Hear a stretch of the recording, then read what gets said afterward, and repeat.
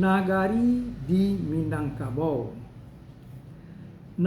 Nagari di Minangkabau secara legalitas itu baca pada penyelesaian Undang-Undang Dasar tahun 1945 yang ditetapkan pada tanggal 18 Agustus 1945 dalam kurung baca nagari, yakni mulai Republik Indonesia merdeka sewana desa di Jawa dan Bali, dusun di Palembang, yaitu daerah yang mempunyai pemerintahan sendiri dan memiliki rakyat bersama. Daerah-daerah tersebut adalah merupakan bentuk-bentuk pemerintahan dalam zaman penjajahan Belanda dan Jepang yang mempunyai susunan asli dan oleh karenanya dapat dianggap sebagai daerah yang bersifat istimewa. Khusus di Minangkabau, pemerintahan nagari tersebut terkenal dengan republik kecil, yaitu suatu bentuk pemerintahan yang tertanam kehidupan masyarakat berdasarkan adat Minangkabau yang demokratis. Negara Republik Indonesia menghormati kedudukan daerah-daerah istimewa tersebut, dan segala peraturan negara yang mengenai daerah itu akan mengingati hak-hak asal usul daerah tersebut.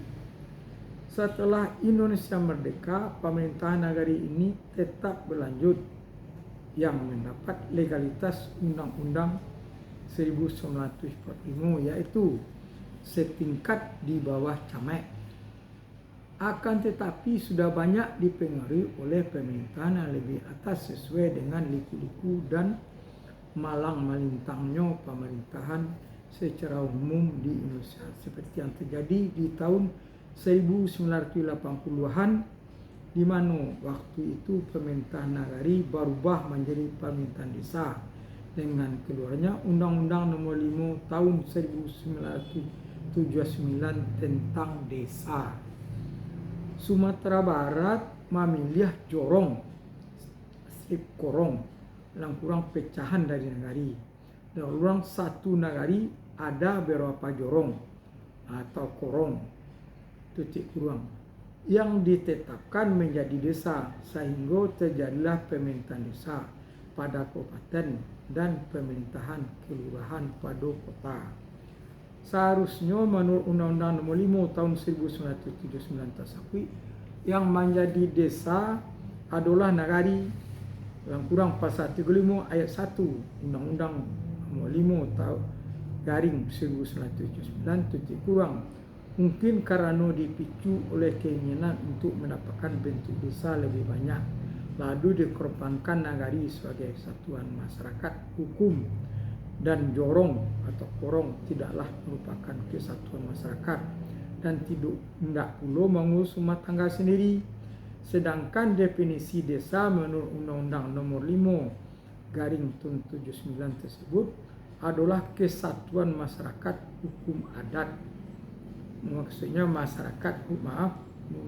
adalah kesatuan masyarakat hukum dan mengurus rumah tangga sendiri.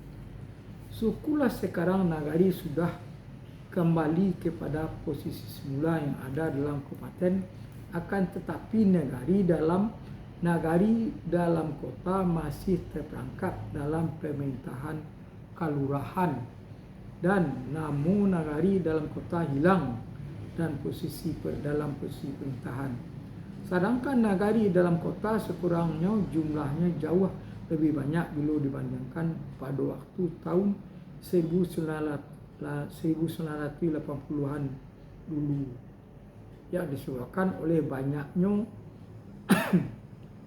nagari-nagari yang telah bergabung ke dalam kota, seperti kota Pekanbaru, seperti kota Payakumbuh, Solo, Padang, dan lain-lain. Sawah Lunto dan Pariaman. Kota Bukit Tinggi merupakan satu kesatuan masyarakat hukum, yakni Kurai Limo Jorong, dan Kota Padang Panjang terdiri dari 3 nagari dan 1 resor pasar yang didirikan Belanda. Kota Payakumbuh terdiri dari 7 nagari dan Solo 2 nagari bergabung menjadi Kota Madya daerah tingkat 2 dalam rangka menambah jumlah jatah anggota DPR MPR pusat bagi Provinsi Sumatera Barat waktu itu. Kota Padang dengan masuknya 3 kecamatan Padang luar kota dari Kabupaten Padang Pariaman, yakni Kecamatan Koto Tangah, Kecamatan Pawah, dan Kecamatan Bungus, Srip, Taluk Kabuang, sehingga nagari-nagari Koto Tangah, Nagari Pawah Limo dan Pawah 9, Limo Manih, Lubuk Kilangan, Srip, Lubuk Bagaluang, Bungih, dan Taluk Kabuang berada dalam Kota Padang. Nagari-nagari dalam Kota Sawah Lunto masuknya ke beberapa desa yang sebelumnya adalah desa di Kabupaten Sawah Lunto Senjuang Bagabuang Pulau ke dalam Kota Sawah Lunto.